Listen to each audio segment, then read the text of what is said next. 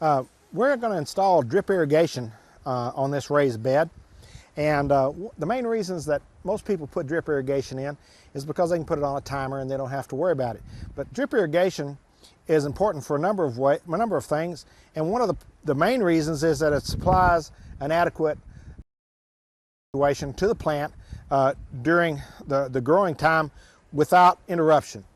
You can't rely on the rain, and also I think I mentioned before that a raised bed is cut off from the soil in such a way that it doesn't allow moisture to rise from below, which happens a lot of time in a natural garden situation.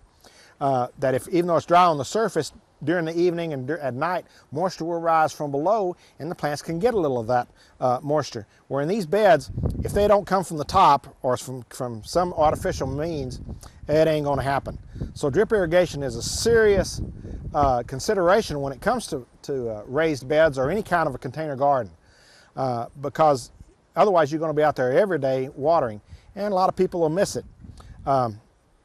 Drip irrigation comes several ways. We're going to be showing a button installation, which is a very targeted way of watering.